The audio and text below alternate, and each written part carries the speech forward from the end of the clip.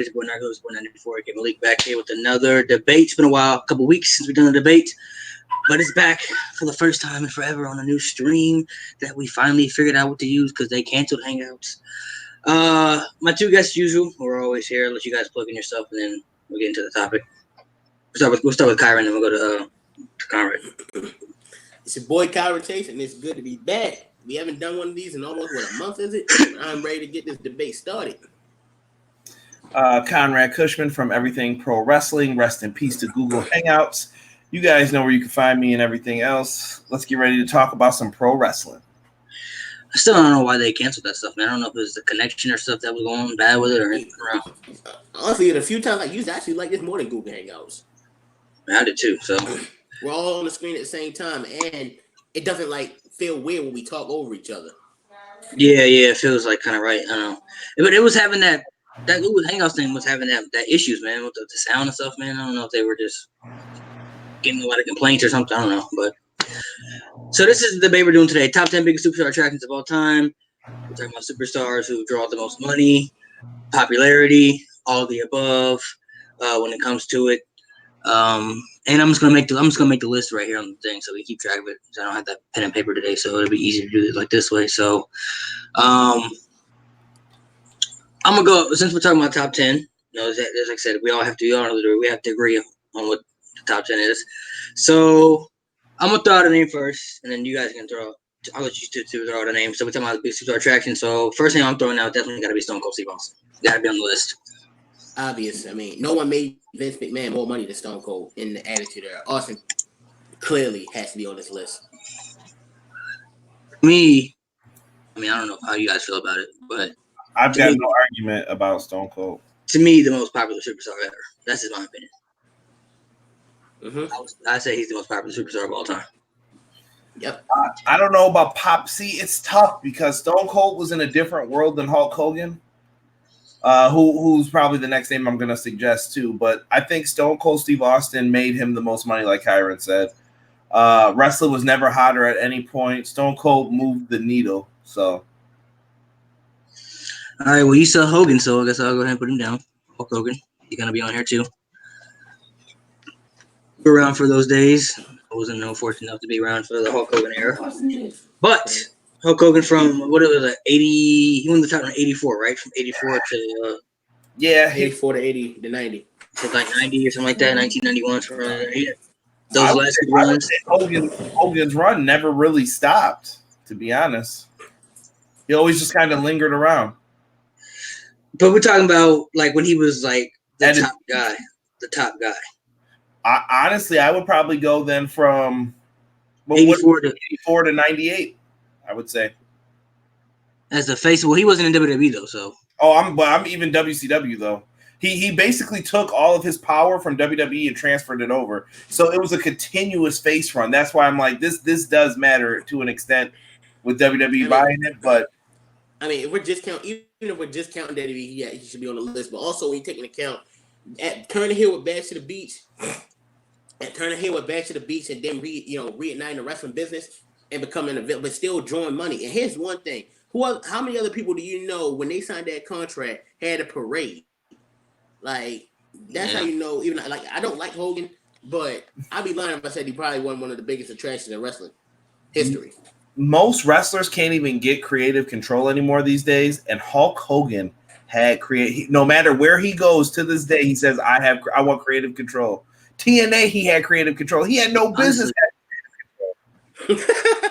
Not at all, but he had it, and he used that creative control. He got his daughter a job. He used to get Horace Hogan jobs. Man, he used to get people jobs and everything. He got Brutus Beefcake jobs. He got his friend. He always had his friends employed with him. You gotta give him that. Dude knew what he was doing. He's probably the king of when it comes to getting in full control of what he wants. He ain't signing no contract unless he got some type of control of what he need to do. So we got Hulk Hogan, Stone Cold. I'm gonna write down another name right here. He's got to be on the list too. I think we go to The Rock. Has to be on the list. The biggest crossover star probably in history. Yeah, I think The Rock. Especially you look at The Rock. These probably the three biggest stars in WWE history, and who else? I think these three probably the only three guys you could say at that peak had everyone behind them. It's hard to ever say that about anyone else. But you look at The Rock's crossover appeal. You can always bring him back and it'll draw money. Hell, why do you think WrestleMania 28 is their highest bought pay-per-view ever? Because of who was in the main event. I'll put The Rock on this list. I agree. I got a suggestion for the next. I got a suggestion for the next one though. I think after this it gets kind of debatable. Go ahead. All right. So I have about Gorgeous George. Now here's why. We always bring up Gorgeous George in these debates, but this is one where I really think he should be here. One, change in the industry because he inspired people like James Brown, Muhammad Ali, but also take this into account. That he wasn't just selling out arenas; he was selling TVs. People were buying TVs to watch Gorgeous George, and if you add up Rock, Austin, and Hogan, the three people we just brought up, they don't equal what Gorgeous George drew. That's why I think Gorgeous George should be in this list. My man right here said Edge. I got to throw that comment out there. He said Edge. I don't know about Edge. But what do y'all think about Gorgeous George? Like after everything I just said, I got to come back to Gorgeous George. For me, the problem is I can't see the intangibles with Gorgeous George because I don't know what's true, what's puffed up.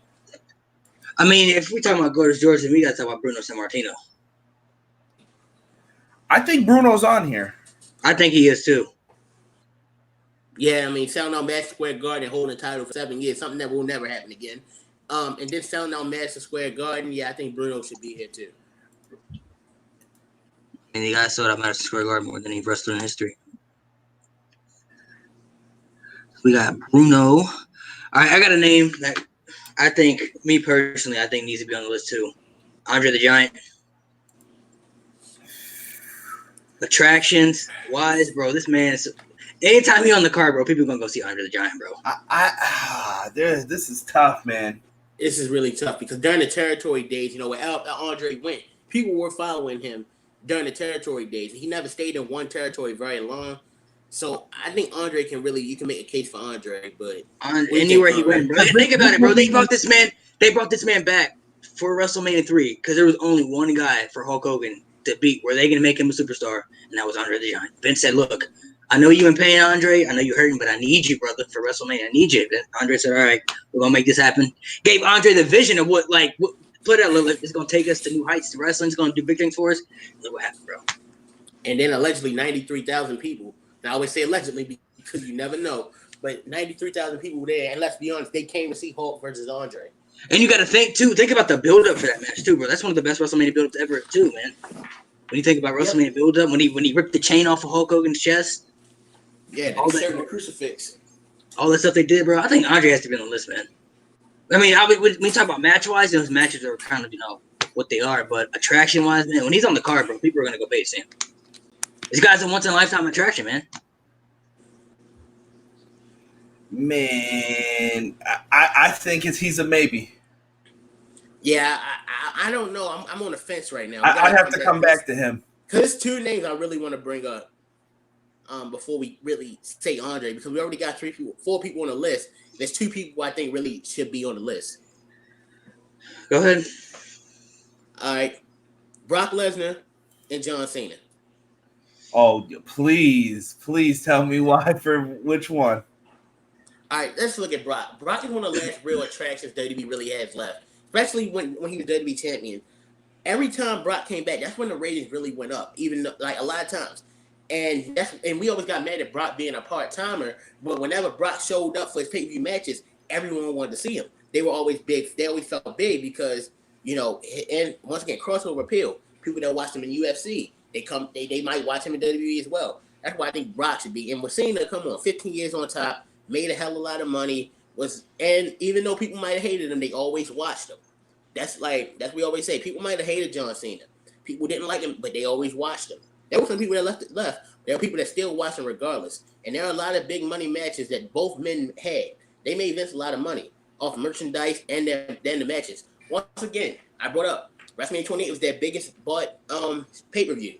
And Rock was in the main event, but who did he go against? Cena has to get his part in that too. So I think John Cena and Brock Lesnar should be on this list. I can agree with John Cena. With Lesnar, I got to come back to Lesnar to maybe for me. Well, time out though, because this goes back to Cena. We're talking about attractions. to me, the ratings never went lower though with some of these guys as the top person. But popularity figures in it too, man. Cena's the most polarizing, controversial superstar of all time. And when it comes to it, John Cena, like I said, we talked about it the other day. If you hate John Cena, anytime he wrestles, you're either rooting for him or against him. It's never in the middle. Like you never, when John Cena wrestles, you're like, I don't care if Cena wins. You either want him to lose or you want him to win. Oh, y'all must now. Remember My story on how to make sure people don't get cheered in wrestling. I'll do something that makes sure that people know that I don't like you. If a wrestler ever came up to me and interacted with me, do you know what's the best thing to do?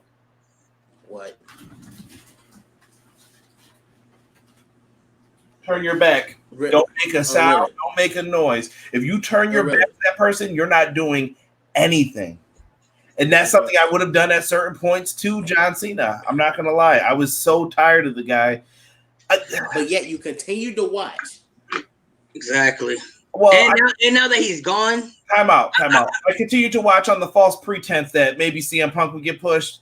And we've already went through that pre-show. Pedigree. But think about it. Who was the perfect opponent? It's the people. It's the people want him to beat, and he did. 100%. Listen, John Cena was the perfect opponent for Punk. John Cena is way more appreciated now than he was. How many years ago would you say? What year is it? I'd say we can go back 5 years. Eight years ago, I appreciate Cena more now, but.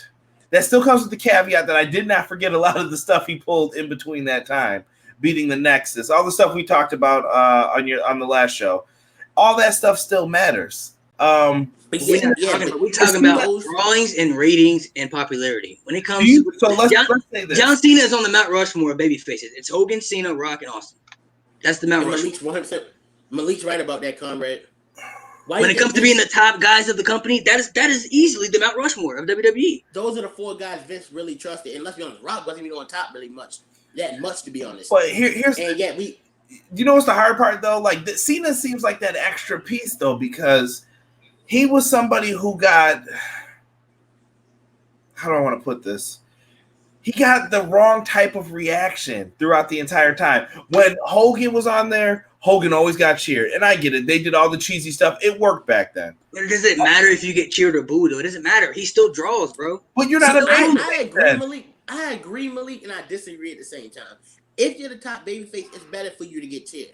But even when people were booing Cena out of the building, think of this way. What pay-per-view would you say Cena got booed out of the building the most? One Night Stand, right? We all agree it's One Night Stand 06. People still tuned in to watch. And let's be honest. I mean, granted, they want to see RVD win, but Cena worked with that crowd. Kyron, got that crowd. Why did they tune in? Because I can tell you why people of my generation tuned in. Because they wanted to see Cena lose. And what is that the sign of? A heel, not a baby. Yeah, but right or wrong, comrade, if you tune in to see Cena lose, you're turning in to see John Cena, right? So he's doing his job to get you to watch the show.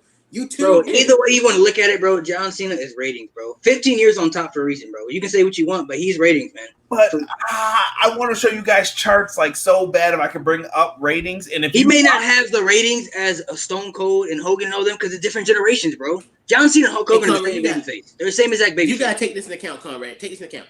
No babyface is gonna touch the ratings Austin did, and this is what I always say. And even let's say even now, let's say WWE goes back to what they did in the Attitude Era. They won't get these same ratings. Why is that? Because DVR wasn't readily available back then. Social media was not around back then, and there wasn't as much stuff to watch on TV back then. So Cena won't touch the ratings Austin did. But how is that fair when you consider the fact that he's going against social media, more stuff to watch? And wrestling is not the popular affair that it was when Austin was on top. That's a big thing as well. So you can't say, "Well, Austin did better ratings." Well, I think Austin was definitely the biggest star. But that's not what I'm saying. I'm looking at this from a business life cycle standpoint. You know, the beginning of you starting your company usually is like this: your peak, your downward trend, and then there's nowhere to go but after that. And John Cena, the ratings in 2002 when he came in were still pretty decent. You were still pulling maybe a 4 here, a 3. And now look at where we are. Oh, man, WWE hit a 2.1 this week. And it's just like, bro, is that what we're excited about? Like, what happened? He's not there anymore, though. But there isn't that much. There's not that many people who are like, oh, I'm gonna just take this and watch it later. People want to watch wrestling live, and that's proven. No, I'm saying, but most of the time, are you guys not gonna watch AEW when it's live? Sorry to bring this up. I'll probably watch it. Yeah, I'll definitely watch it. I'm a fan of wrestling. Live, though. I'm a fan of wrestling, so I'm definitely watching it live. Live, no, but you want to watch the shows live, right? Like, to be honest, yeah. I stopped watching SmackDown after a while because it wasn't live. I'm like, I'm not watching this. But once SmackDown went back, like live in 2016, look, everyone started watching again. And Cena was a big part of that. Granted, also Styles, Ambrose, Ziggler, Miz, but Cena was a big part of that too. Look, there are a lot of things that goes on behind the scenes wrestling that we don't know about. You know what I mean? The things that we'll never know about because we don't work for the company. This man was on top for 15 years. Vince McMahon kept him on top. There's a reason that CM Punk wasn't on top because Vince McMahon wasn't allowing him to go over John Cena. There's a reason that he kept him on top because there was stuff that there were ratings, stuff like that John Cena does that, that brings a lot of money to the company where Vince is like, okay, this guy brings me a lot of money to this. There's a reason that John Cena was on top for so long, despite, his, reactions that he got, whatever. There've been superstars who said they wish they got the reaction that he got. They're like, well, I wish I could get the reaction John Cena has, man. I wish I could get the split middle reaction. Kevin Owens said when he was in the ring with John Cena, I think it was the first time when he came out, he stood there and he listened to everybody, bro. He said it was so loud. I never heard anything like it, bro. People were booing, cheering. You could hear everything in at once. He's like, I wish I can get that type of reaction. Remember when Cena first came back in 2016 and Styles came out right after that. And for 3 minutes, all you heard was "Let's go Cena, AJ Styles" for 3 minutes straight. Because whether you like it or not, everyone acknowledged how big of a star Cena was, and everyone wanted to see who did they want to see AJ Styles face in WWE. They wanted to see him face John Cena. That's what we wanted. And we got an amazing feud out of it. We got a good match of Money in the Bank, an incredible match at SummerSlam, and then the match of Royal Rumble was also incredible. So, like you gotta think about it too. How many matches have John Cena been in when he's been in there with the top superstar? And they've all chanted, "Let's go, Cena, Cena suck." You never heard the other guys get chant. Never heard people say, "Let's go," whoever he's facing. It's always, "Let's go, Cena, Cena sucks." But do you guys believe that he's just a victim of circumstances then? What do you mean by that? John Cena was a part of the last WrestleMania that drew over 1 million before The Rock came back, WrestleMania 21. He was in a pretty prominent spot. No, 23. 23 was 23 the last? 23. Yeah, 23 was the highest point before 28. And granted, that was mainly because Donald Trump and the billionaires. But once again, Cena was in the main event of that show. Right, but what happened in between all of that time, though? How did ratings tank so low? I'm saying if you're as big of a draw as you think you are, whatever, you're going to move the needle. But think about this: how bad was it when John Cena was off TV with injuries when he wasn't there? That's a good point, though, Conrad. Let's be honest. I personally found it creatively better, but that's from a creative standpoint. We're talking about attractions. I'm talking about the superstar, like the superstardom, the attraction wise. Does John Cena deserve to be on this list? Probably somewhere, but I just want to bring up the fact that ratings did go down with him as well. And to me, this attraction thing doesn't even matter as much because over the years, I'm starting to learn that if Vince doesn't want you in that spot, you're not going to be in that spot. I don't care how that's true as well. He sabotaged SmackDown in 2016, bro. SmackDown was doing way better than Raw. I just pulled up all the ratings while we were talking, and I saw that SmackDown was getting higher ratings than Monday Night Raw. And then, isn't it funny? Jinder Mahal became the champ, and then, wow, things went right back to the way it was. No, it's funny because here's the thing. SmackDown wasn't always getting better ratings. I remember it well. Raw was actually still getting higher ratings despite SmackDown being a superior show. And I believe it was right at the end of 2016, SmackDown beat Raw. And I think that's when Vince really got scared. But he couldn't really do nothing yet because they still had a lot of ongoing storylines. But once again, Elimination Chamber, I think that was the end of SmackDown Live, golden time. Then after that, WrestleMania, what happened? He took Ambrose and Miz from SmackDown. That already heard it right there. And you can talk about with Jinder Mahal or whatever. I had my what I think about Jinder Mahal's title reign in general. But at the end of the day, that's really what started hurting the product. And the fact that you took Ryan Ward and replaced him with Road Dogg, that's true. Vince does not want nowadays in WWE, let's look at for example, nowadays, who would you say is the biggest attraction in WWE? Who's the biggest attraction now? Roman Reigns. You think Roman Reigns? Who do you think, Malik? It's hard to say right now, man. It's a toss-up, man. I don't know, man. It's really hard. You could say Becky Lynch. You could say Roman Reigns. Straight up popularity, Becky's probably the biggest attraction. You can even say Lesnar. You can even say Brock Lesnar. You could argue. I think after Cena's probably the last of an era where it's about one man. I think now it's a variety show. Yeah, they wanted to be Roman, but I think now they know it's not just gonna be Roman. I'm fine with that. Like, not nowadays, you're not gonna have one. You're not gonna have like one big number one guy. It's not gonna happen anymore. And like you can have people like Becky who came as popular as she did, or you have like if you want to build it around your roster, that's fine. But the scariest thing is some people do tune in just for one person. Think about it like this though, bro. The eras of fans of wrestling change. You know what I mean? Like the eras of the Hulk Hogan era is not the same era as the John Cena era. It's two different. It's two different. The fan base is different because you got to think about it. When you were a kid, people love Hulk Hogan, right? Hulk Hogan and Ultimate Warrior were like the two guys, right? When you were a kid, because those are the two big faces people. But we never knew all the stuff that was happening. I didn't know when a wrestler got arrested. The same thing. You got to think the same thing when we were kids, though. We like John Cena was the modern Hulk Hogan for our era, so we didn't know what any better. But exactly. It was taboo to mention it. Now people could gladly say it on TV. The Usos and the DWIs and talks about it, or DUIs, whatever it was. You shouldn't be even that people. And you got to think too. Out of all the guys between Cena, Hulk Hogan, and all those guys, Cena's never been in trouble, bro. Never got in trouble. Never did anything wrong. Never. Time out. But that's once again that we know of. We've heard stories of Undertaker being protected. I'm talking about like getting arrested and stuff, like getting arrested and we're talking about getting like I think that's doing. But, I mean, you look at it this way, like y'all don't want me to bring up Jimmy Snuka's story, right? Because we know some people should have been arrested for that too. Yeah, so we don't know. I mean, I'm not going into that right now because that's a very sensitive topic. We talking about John Cena right now. Did John Cena deserve to be on the list? He might. Maybe. Do you think he should be on the list? I think he should be on the list. I think he should be. I'll give him a nod because I would love to see him come back to Raw for a program and see how much the ratings go up. I mean, I'm fine with. But the thing about it depends on against who though. Like if John Cena came back, he came back for the reunion show, right? I don't want to see him come back for that. I want it to be one night. It's just John Cena coming back. Then we can see how much John Cena affects the product. Well, he did come back. What was it last year? Right around the Royal Rumble time, and what is the last feud John Cena had before he left? The last one, Undertaker. Real feud. Did that even count? Because Undertaker never really showed up. You know what's the sad part? I honestly cannot remember then what he did before that. Was it Roman Reigns? Was it Roman Reigns? No, it might be. If we're talking about real feuds, it might be Roman Reigns because after the Roman Reigns feud, he came back for the Rumble, but nothing really came of it. So I'm pretty sure Roman, and I'm not counting. Did the match with Taker? So it would have to be Roman Reigns or AJ Styles, one of the two. And honestly, I did a video on my channel about that too, and I thought that was the biggest waste of a feud that should have been at WrestleMania. Yeah, I think it should have too. Yeah. I mean, but you got to think, even with the Roman Reigns stuff, when John Cena was saying all that stuff in the market, you were like, whoa, like. I mean, and all we got was like 3-4 weeks of Cena destroying Roman Reigns on the microphone, and then the match happened, and that's a match that should have been. You got to think about it too. When John Cena wants to, he's really good on the mic. When he's not doing the whole cheesy promos, whatever. If John Cena wants to go toe-to-toe with doing the mic, bro, he's really good on the mic, bro. Hell, even the Rock feud, he like when he was being serious, he was good.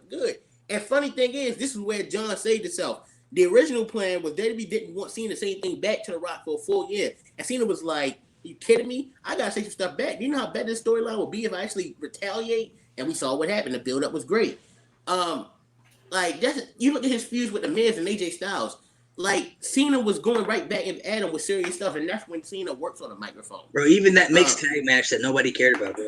By the time that match at WrestleMania happened, people were kind of invested into it because of the build-up. And that was because of Cena and the Miz. And I said that before. Like those two made that match interesting.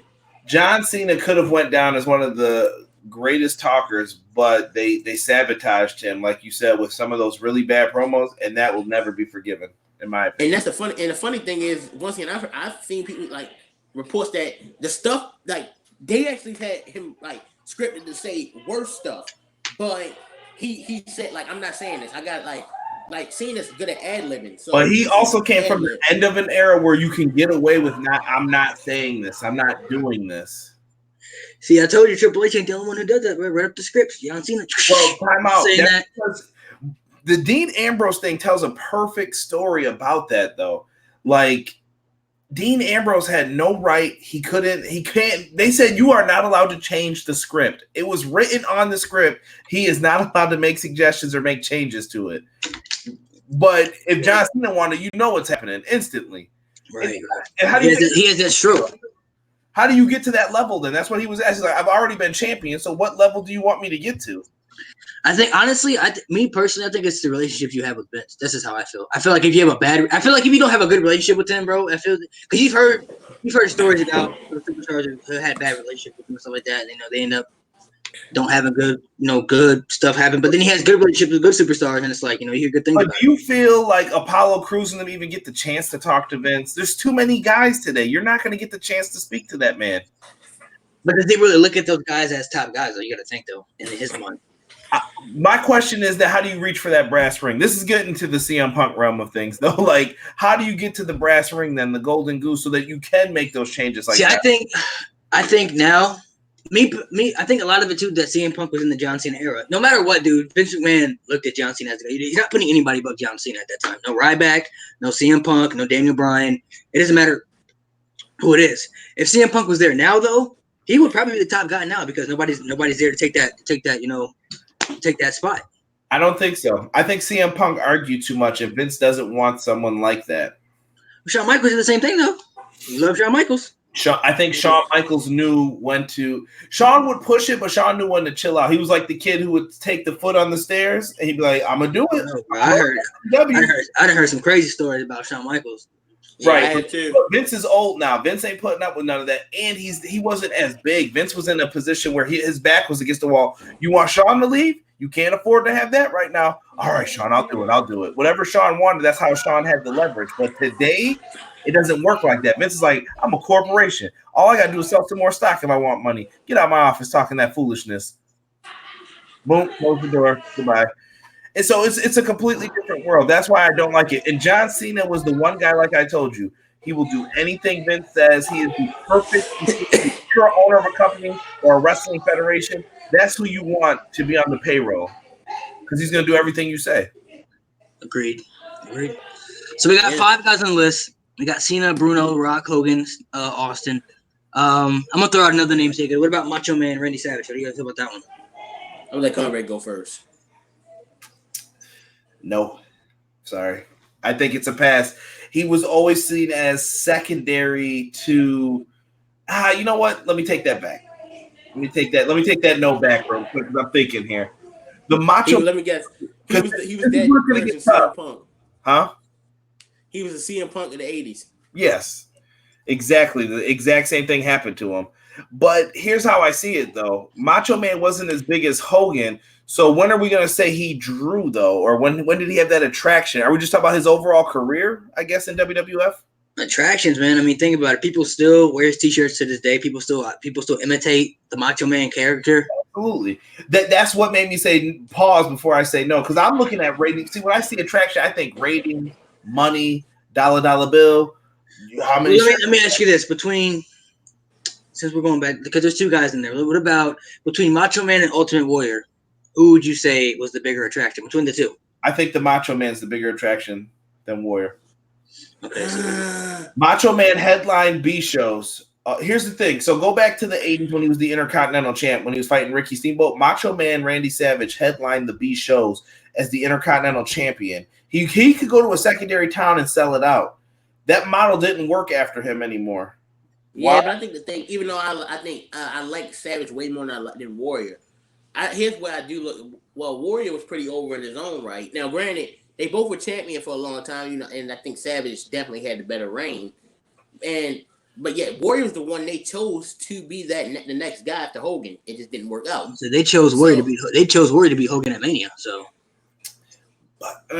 See, here's the thing. I think Warrior had maybe a bigger boom, a bigger opportunity than Macho Man, but I think Macho Man was more over for a longer period of time, which generates more money. That makes sense. Okay, so Macho Man, is he on the list or no? Is it maybe come back to him? Maybe right now, because names. And it hurts my heart to say that. What about? I gotta bring up. What about the Undertaker?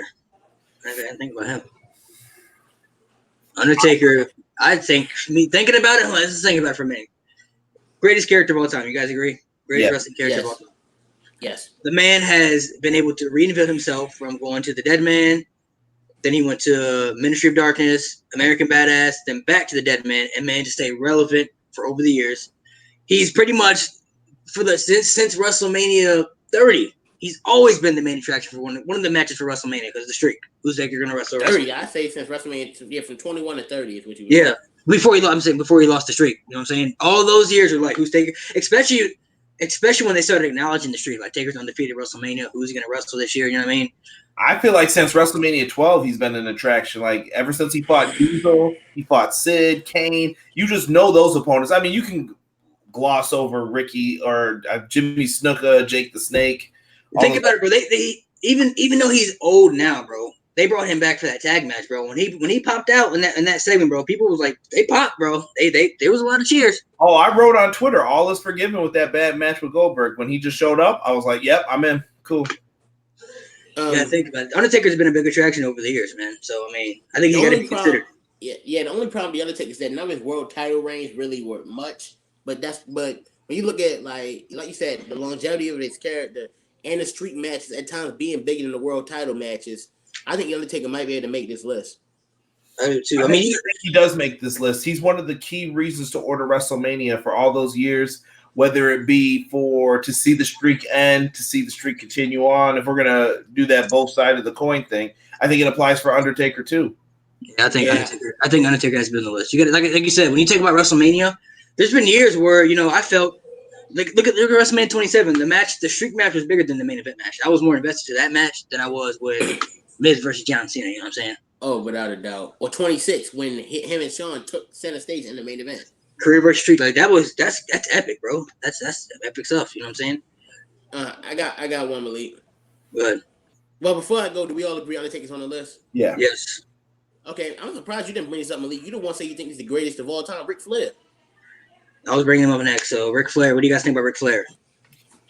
Once again, this says WWF, so let me make it clear. Yeah, are we just doing WWE or are we doing wrestling in general? It's hard with Ric Flair though, man, because he was in the WWF in his prime. You know what I mean? He was in NWA and other territories. So we can. Let me see. I don't know, man. It's hard to say though. It's hard to say because, like I said, Ric Flair wasn't when he was in his peak. You know what I'm saying? Hulk Hogan was in the WWE. Ric Flair was in the NWA. So I mean, Flair was around from 92 to 93, but that's not long enough. But though I'm talking about the years of Ric when he was styling, profiling. You know what I'm saying? When he was the bad guy, Ric Flair, like the attraction. Ric Flair didn't make a lot of money in wrestling though. Big attraction, huge attraction in wrestling.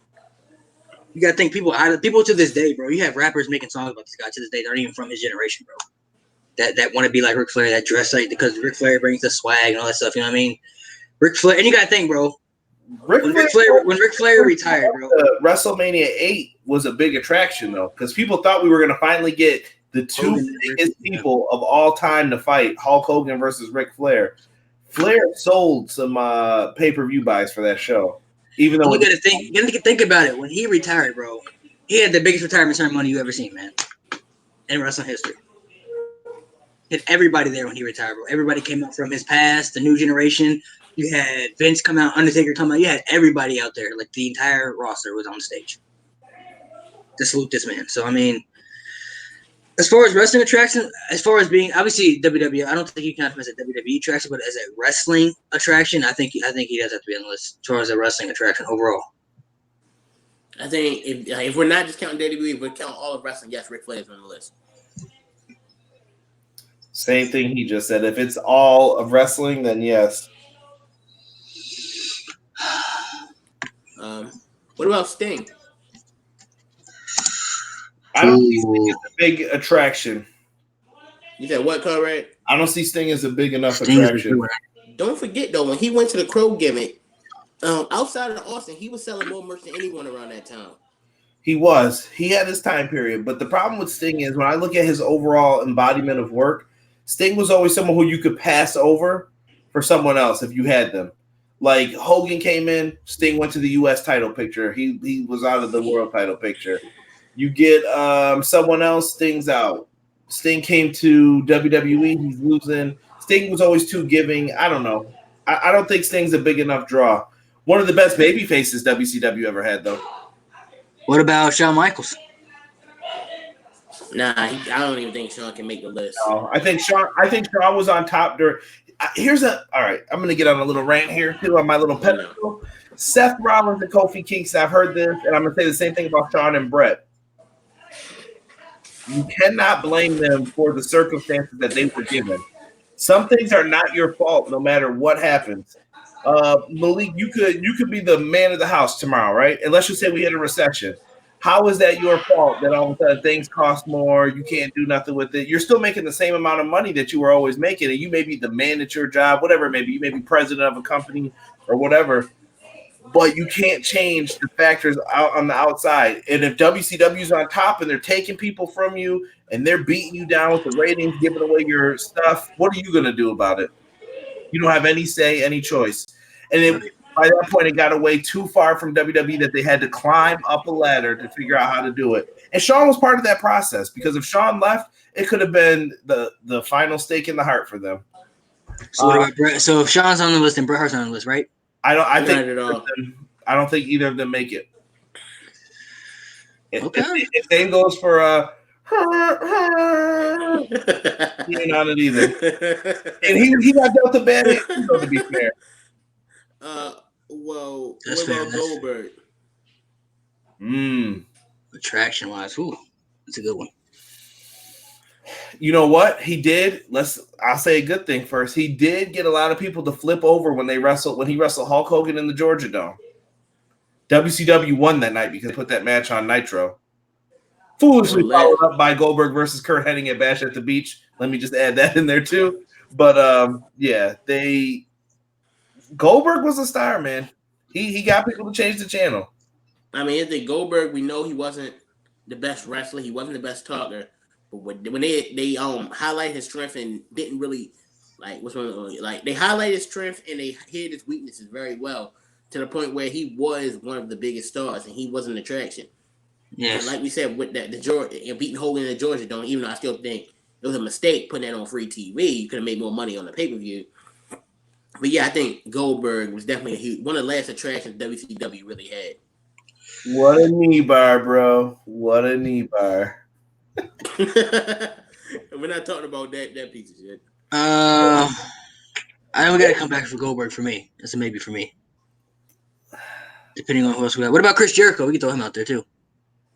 Especially the later years of Chris Jericho. Later years of his career. I think looking at Jericho's overall body of work, if we talked about Macho Man Randy Savage being honest, I put Jericho on that same level. I'm not saying he'd be the upper tier of this list, but I think Jericho may make it on this list. He got big numbers for New Japan. AEW wanted him. They were like, we have to have him, basically. And he was a big key in was I watching it with you, Malik? Yeah. When we were watching them all come out and they were making the announcement for AEW, it was like, bro, look at this, dude. Chris Jericho's here. And it's kind of this is serious. It's kind of like when Lex Luger showed back up on WCW Nitro. It's like, it's serious. It's getting real. Right. Think about the product and the eyes he's gonna bring to AEW, because Chris Jericho's been known as a WWE guy for years. So when he shows up at AEW, you're like, whoa, Chris Jericho's he's in this company? Like, what? Like, I gotta see what's going on over here, you know what I mean? And especially the later years of Chris Jericho, once he started coming back and leaving again, those were some of his best years, man. That's when people started appreciating him more. You got to think, man, this guy got a list over. He got the word it over. He got a scarf over. He got so many things over in that year when they were doing the whole friendship thing with Kevin Owens. Chris Jericho, to me, has to be considered. I think he has to be considered to be on the list for sure when it comes to attraction and everything. First undisputed champion. They gave Jericho a lot, man. I'm not saying, once again, he was in there when sometimes the needle moved and it didn't. But remember when he went away for that 05 to 07, I think ratings jumped up when Jericho came back to fight Orton. His debut, one of the best debuts in Raw history. Like we said, he got, like you said, Malik, look at all the stuff he got over: a list, a scarf, the word "it," calling someone a stupid idiot. Who else could do that? Like, and really during that 2016 run is really when I always liked Jericho. That was the run where he became one of my 5 favorite wrestlers probably of all time. So I think, I want Jericho to be here, but what do you think? I think I want him there. Well, I gotta think, bro, because we still ain't got Andre the Giant on the list. I think Andre the Giant is easily on the list. So we got to come back to Jericho. The problem is that it says WWE. So, I mean, if we're putting on Ric Flair, then Andre's going to go on the list. Yeah. But Andre was in WWE, though. It's the thing. He was in WWE. Right, but I don't think Andre was a big enough star attraction in WWE, though. He was known, but it was just kind of like, oh, okay, it's Andre. He was just the big dude who won Battle Royals. Like, yeah, but he's still that's the big attraction, bro. Like I said, what WrestleMania 3 would have been without Andre the Giant? Been Hulk Hogan, dude. Come on, man. That's a fact. I'm not saying that he wasn't the man. Andre was well known, but I think he's more known for going to territory than he knew not to overstay his welcome as a Giant. Exactly. Mm-hmm. He knew his part. You know what I mean? So I think we got to come back to Jericho for me. And we got to come back to him for reasons, for other reasons. We put Macho Man on, right? Or did we put him in as a maybe? He's on a maybe. Maybe. I'll put Jericho on a maybe. I'll go with you though on that. What about let me throw it on there. What about Kurt Angle? I'll throw Kurt Angle out there. Throw out a name. I don't see Kurt Angle as a draw. I think Kurt Angle worked with some of the best, and he was definitely in the upper mix, and he was probably the best wrestler out of a lot of them. I don't know, though, bro. When he went to TNA, bro, a lot of people tuned into TNA when he started going there, because I know I did, because Kurt Angle's one of my favorite wrestlers. And when he went to TNA, I tuned in when Christian went there, before Kurt Angle stole all that man shine. Christian was like, I'm going to go over there, I'm going to show I'm a star. And as soon as Kurt Angle came right up, he went right back to where he was in WWE, like, back to the mid card. I never watched TNA until Kurt Angle went there. I didn't watch a lick of the show until after Kurt Angle went there. I started watching when Christian Cage showed up over there because I wanted to see what Christian was going to do. See, I never cared for Christian like I did Kurt Angle. So, and then Christian pushed down AJ Styles because AJ Styles was the top person before that. He became the Prince of Phenomenal, and that was just so goofy with the Christian Coalition with Tomko and.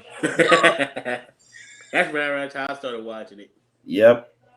I didn't start watching Kurt Angle because Kurt Angle was one of my favorite wrestlers, so he hadn't been on TV in a while, so I didn't know what was going on. And then, my uncle watched TNA, so he's the one who told me. I was like, what? You on TNA? I started from there, bro. I had to watch it every week because Kurt Angle was on there. I say no to Kurt. Yeah, I don't know if he's gonna make the list. Still my second favorite wrestler of all time, though. Yeah, I hope no one gets offended when they hear these. I'm like, look, I love Kurt, but we're talking about attraction, like big bucks. Yeah, I can go with you on that. I wouldn't. I can give you that. I wouldn't have Kurt Angle on there. They made moves, but I think TNA didn't make enough moves to make it feel big enough. Yeah, they did. TNA did a lot of bad things that they should have done. A lot of things that they should have capitalized on.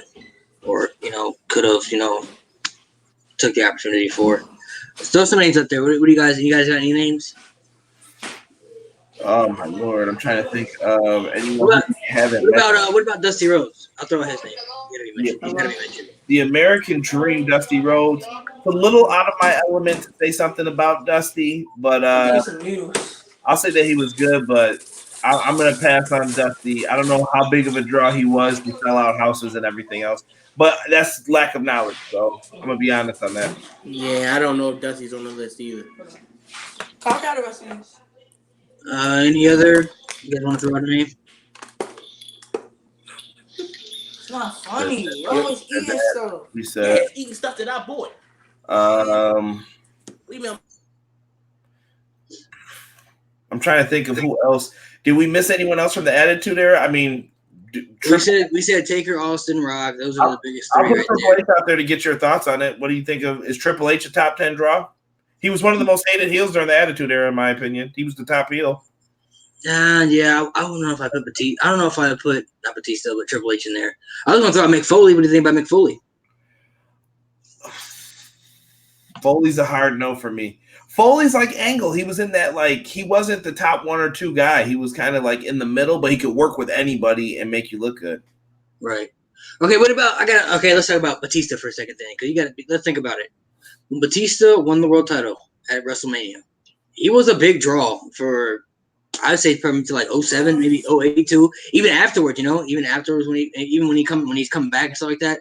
Batista was a big draw for the company too. He was considered, to be one of the top faces of the company before they turned him heel. Who? Go ahead, Kyron. Now, what you say? I wasn't really listening to you. It was Batista. Batista. I think Batista's run's too short though for when he was a big draw. Yeah, Batista's run is too small to be on this list. I feel the same. I mean, what you say, Conrad? No, finish your thought because I'm gonna add something else after. I mean, if he came back for like a full run, like nowadays, it might be different with him becoming a big star in Hollywood. With him being a bigger star in Hollywood and then coming back, if he came back and did a full run like he was asking to do, he might have a different story. But he didn't. His run on top wasn't long enough, and him always getting hurt really hurt him too. I say no to that one, Malik.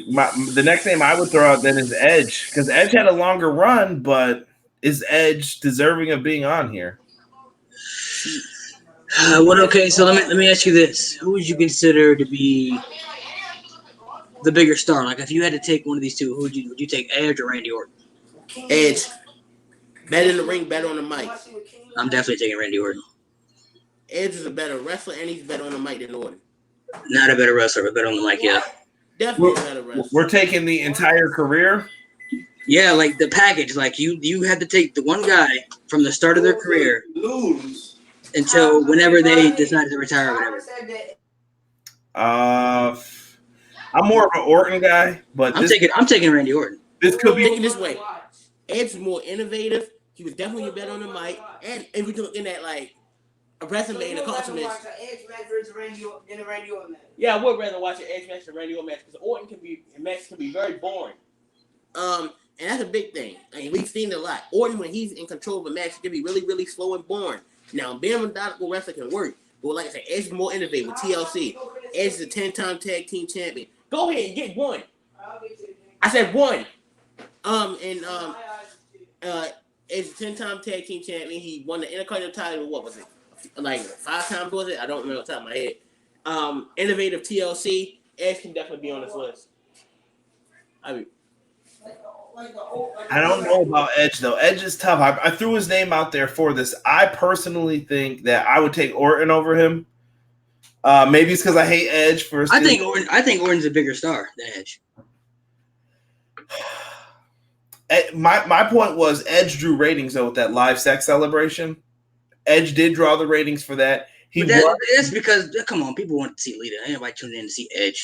Hey, I'm just saying, listen, if you got you could have put the Sandman in Stone Cold spot. He would have sold all the things too. Drive the Zamboni into the ring. I got you. But you could have put anybody, but if you had Lita, you could have put anybody in that spot. People were still going to watch it. Yeah. You could have put Super Crazy, and he said Super Crazy and Lita are going to have a live sex. You'd have been like, what? Wait, what? I was talking about the live sex celebration. That's part of the reason why I brought Edge up because that was one of the highest rated. Oh, that is the highest. I think that's like one of the highest rated segments in Raw history. Yeah. But like I said, that's because of Lita, though. If you ask me, people tune in because they want to see Lita. You know what I'm saying? Because they're gonna be lit. Nobody wants to see Edge naked on TV. That's what y'all want to see Lita. You don't want to see Lita. I Malik, I'm with you. If I had to choose one, though, I'm picking Orton. I don't know why. Orton just makes everything look smooth. He's so good in the ring.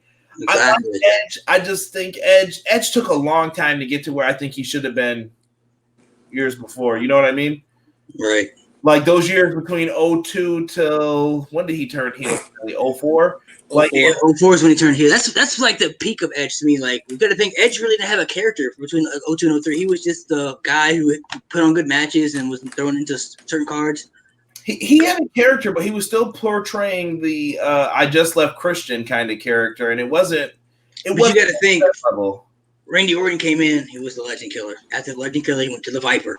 Well, hold on. Randy Orton didn't come in as no legend. No, he didn't, really. He came in there with them tight blue pants on doing the overdrive. For how long, though? A couple months? It was trash. It was too long. Let's just say that. Fighting Bob Holly every week on SmackDown, way too long. Mm-hmm.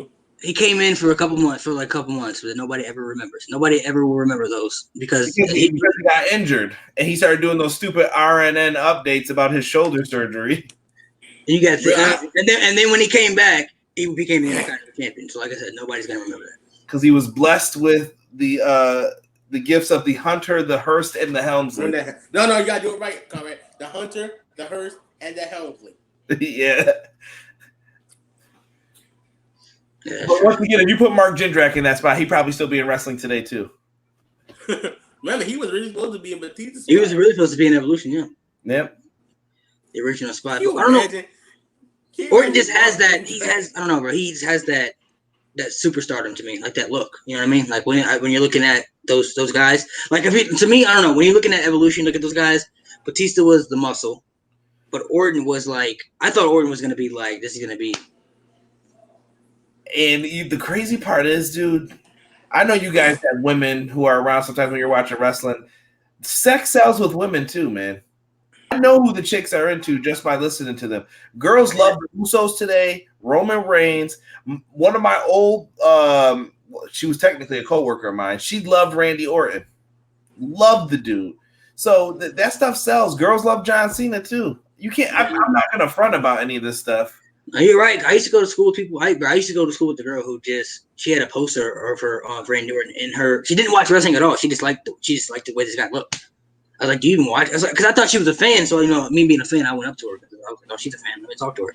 I was like, she knew nothing about wrestling though, bro. She was like, "I had the same Randy Orton tie." I was like, "Oh, okay." So I mean, I wouldn't have either guy on the list. I don't think Edge or Randy Orton makes the list. No, I don't either.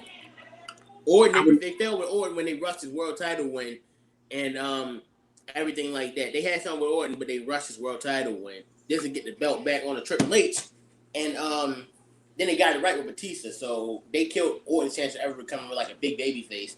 I don't think Orton is a babyface though, man. I don't know, man. I don't think that would ever work. Here's the problem: when you turn Orton babyface, people hate him.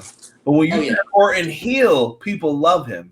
Yeah, myself included. Because he's a really good heel. That's why. You know what they should do? Honestly, they should make his character neutral. He should be like a Stone Cold type where you can't trust him. No matter who you are, whether you're a babyface or a heel, Randy Orton will RKO you. You never know when it's coming. You never see. He's kind of like that anyway. Let me bring up another name since we're talking about. Look, I can say what I want, but attraction-wise, what about Vince McMahon, man? You got to think about it. Attraction-wise, money-wise, Vince McMahon. Vince might be on this list.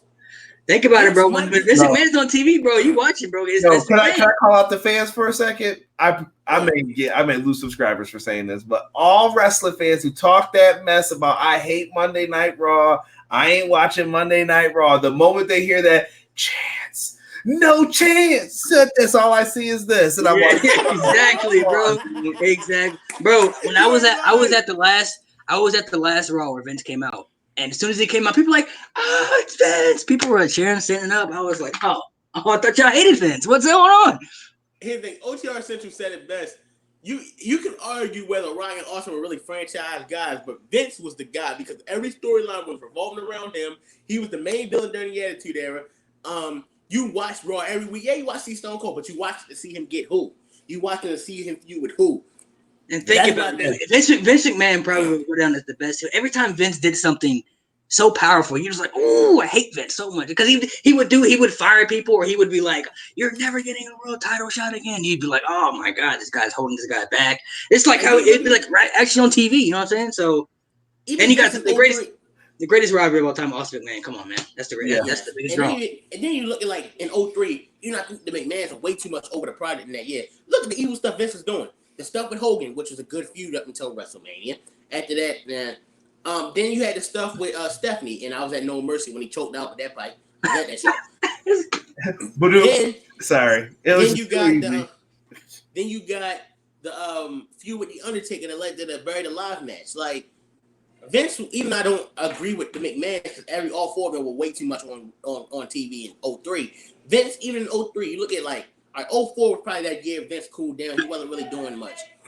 And think about it. When he came back in 2006, that DX stuff, bro, that was good stuff, bro. That was good TV right there. Chill. And you got to give Vince his credit because Vince has always been good at like his overacting. His like Vince, like, and one of my favorite Vince McMahon moments was in the match with Hogan. Will you stop? You see I'm doing something. What you doing? Anyway, in the match with Hogan. One of my favorite shots. Hulk Hogan sucks. in my favorite match, in my favorite side of that. He's terrible. Will you let me talk, please? You see, I'm doing something. Anyway, it was in the street fight with Hogan. One of my favorite moments in that match was It when was Vince, a terrible moment. when Vince grabbed the pipe. Vince McMahon should not be controlling WWE. When Vince grabbed the pipe from under the ring. He shouldn't have grabbed the pipe. Should have fought with his hand. I'll be right back. I'll be right back. Anyway, when Vince grabbed the pipe from under the ring, one of my favorite spots, like moments, was when he peered over the canvas with a blood in his face. And you gonna tell me that didn't like the devil himself? Like whoever shot, like got that shot, give him the $100 grand. Like Vince always got facial, like his face, like facial reactions, hit on the microphone. And can give you an entertaining match under the right circumstances. I think Vince is on this list. And you gotta think too. Think about when Roman Reigns first won the title, bro. They brought back Vince for that little period of time, just so Roman Reigns could get cheered for that little bit because everybody hates Vince. So when he Superman punched Vince on that apron and he won the world title, people were cheering for him for that day, just for that day. In the exact same building, he got booed out of the building at Royal Rumble in Philadelphia early in that year. You got to think about this guy. Think about the thing he did with Kevin Owens too. When Kevin Owens destroyed him when he was on TV and he destroyed that, bro. I think Vince has to be on the list. Yeah, thinking about it now, I would put Vince on the list. He owns it. I mean, look it up. Type in Michigan, Maryland. By the time people found out he was the owner of the company, I think he was. I don't know how to spell his last name. I'm still gonna put Vince M. on and spell his last name. It looks stupid on live. Oh no, it's MCMAHON. All right, hold on. MC. AHON. McMahon. McMahon. All right, so we got let's look at jump to the list. We got Stone Cold Steve Austin, Stone Cold, Hulk Hogan. We have The Rock, Bruno Sammartino, John Cena, the greatest, Cena, The Undertaker, Ric Flair, and Vince McMahon. We got 2 spots left. Bro, I think Andre has to be on this list, man. How are we not gonna have this list without Andre? Who's in the maybes? Brock Lesnar, Andre, Macho Man, Chris Jericho. I think we ruled out Kurt Angle, right? Kurt Angle was ruled out. So I think those 4, if I'm not mistaken. Like I still feel like Gorgeous George should be on this list because and Gorgeous George, he was maybe 2. Forgot about him. I said, he was wrestling in the 40s and the 50s, but when you take into account like who he inspired, people like Ali, James Brown, the people that took inspiration, Ric Flair, even Buddy Rogers, people that took influence from him. He was doing the robes and stuff first, and like I said, they even said like he was selling TVs back then. Everyone didn't have TVs back then.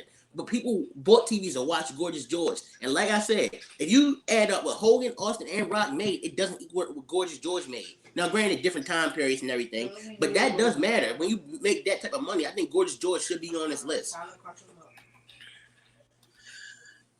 What do you think, Conrad?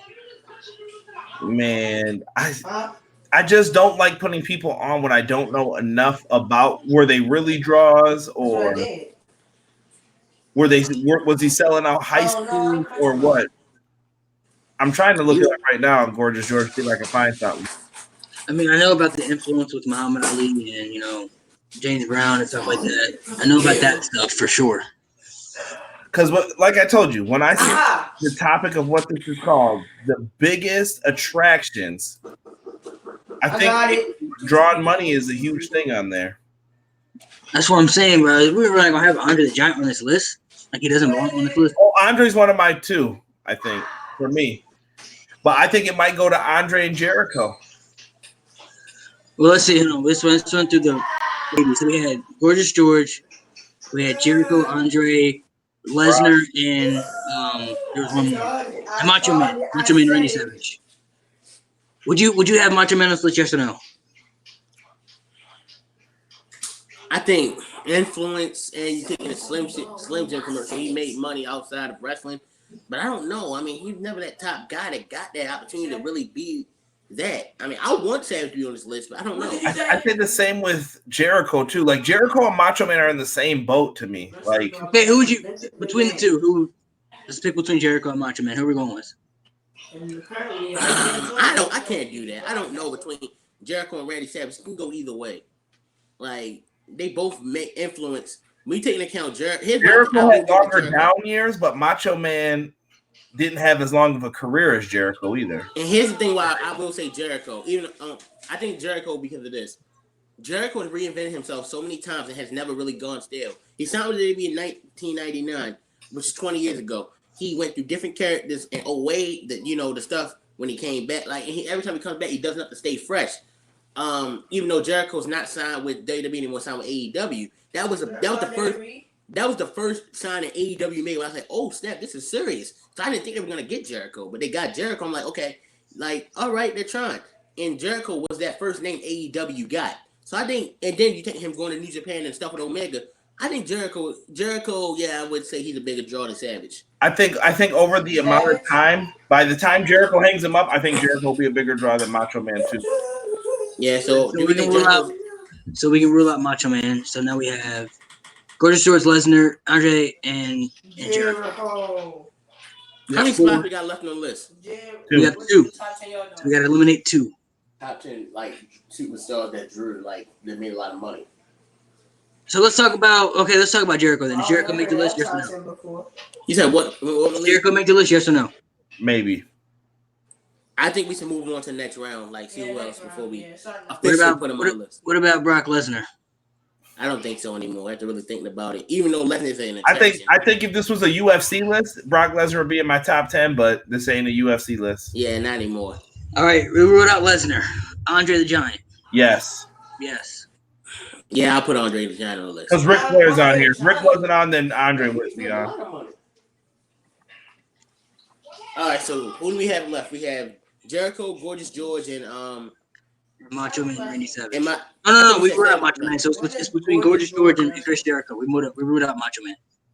All right, so you said we got Gorgeous George, Jericho, and who else? That's it. It's between those 2. He wrestled Kyrie. He wrestled. Hold on. Who did you pick between those 2? Just if you had to. I'm gonna go with Jericho based on my knowledge. Gorgeous George, since we don't know. Based on my knowledge, I'm going with Jericho.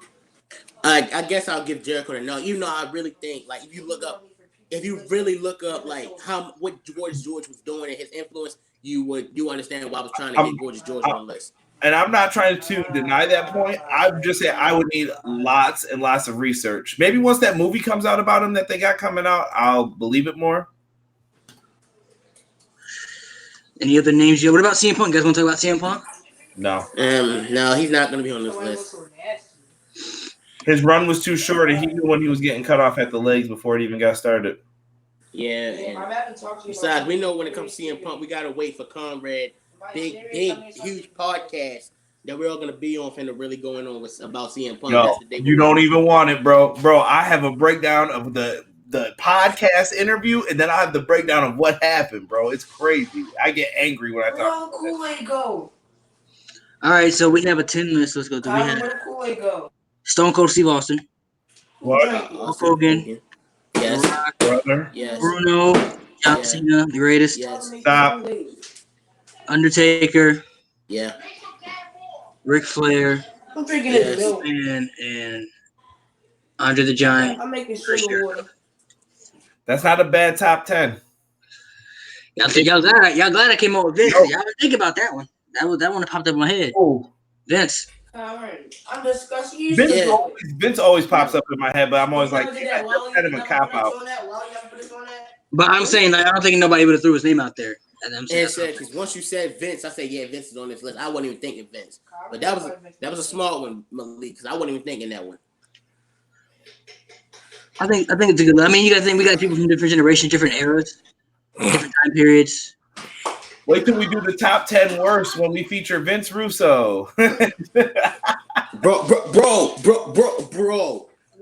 let me tell you, bro. This is gonna be the greatest idea. We're gonna have. I can't even do it anymore. Judy Bagwell on a forklift match, bro. Bro, I'm gonna be the champion. That could have worked. I'm gonna beat Booker T in the cage match. You know who else could have been on this though? When we were talking about everyone, I still think Goldberg might have been on here. I did bring up Goldberg. People to this day who love WCW will argue why Goldberg's better than Austin, and I just laugh at it when I hear it. But wait, in which way is Goldberg better than Austin? He didn't make more money. I'm just saying, WCW fans love Goldberg. But if you you guys know who Tyrone Magnus is, bro? Yeah. He a Goldberg head, bro. He liked Goldberg more Stone Cold, man. He was a Goldberg guy. I never understand how people can love Goldberg more than Stone Cold. That's not a thing. I think wrestling, it's the character, bro. I think it's the Goldberg character more than anything. When I was younger, though, wrestling was a regional thing. So, like, when you hear WCW, I think Southern people always like WCW. And maybe that's a horrible way to think of it on my part. But my uncle used to like WCW more because he said it felt real. Like, some people just were WCW dudes, and I was more of the colorful theatrics WWF kind of guy. So, just think about it, though. I mean, obviously, if Goldberg and Austin had a match, there's no way Goldberg's winning. I don't think. But character-wise, though, both guys, every time both guys come in the ring, you feel like they're going to beat somebody's ass, especially when Goldberg. Imagine if the stuff went the other way. Let's say WCW bought WWF. You would say the exact opposite. You'd be like, Hogan's dropping that leg on you tonight, right, brother? Yeah. Yeah. But I'm trying to think about it. Every time Goldberg comes to the ring, bro, he comes to the ring and he blows that smoke through his mouth and he does that fireworks stuff, and you're like, bro, Goldberg about to beat somebody's ass, you know what I'm saying? I remember when he came out with The Rock, and you were like, oh, shit. When he first came out, you were like, bro. My favorite part of that was when Rock called him a bald-headed whisker. Biscuit, bald-headed bitch, yeah. Rock was I think it's definitely the Goldberg character more than anything. Like, the Goldberg intensity, he can get really bright. When Goldberg gets, intense, bro, you're like, oh, shit. Goldberg about to beat somebody's ass, you know what I mean? Yeah. That's the reason they brought him back. That's the reason they brought him back to fight Brock Lesnar. You know what I mean? Because it was. Yeah, I kind of want to see him and Riddle go at it though, backstage. You know, if we got to be in the ring. Honestly, if they went at it, Riddle's gonna destroy him. You think so? I think it's the opposite. No, I think Riddle would destroy him. We talking about in a match or in a real fight? Real fight. I'm talking about in a match. Oh, yeah, in a match, of course, they'll probably book Goldberg to win right now. But in a real fight, Matt Riddle will destroy Bill Goldberg. Yeah, because Matt Riddle did UFC. So, I mean, yeah. I'm talking about in a fight. I'm talking about in a match. Listen, I don't want to bring up the Goldberg-Jericho story. You know what happened with that, too. Yeah, they got into a fight, and Jericho out-wrestled him, and then they had to go to wrestler's court, and they made Goldberg tell everybody that Jericho was the better wrestler. I mean, he is, though, so, I mean... But when he coming in that ring, though, you know what happens when he gets in that Jericho was smart back then, though. I give Jericho credit for, since they don't script anything, I'm going to just call out the world champion so I can book myself in the top spot. All right. All right, guys.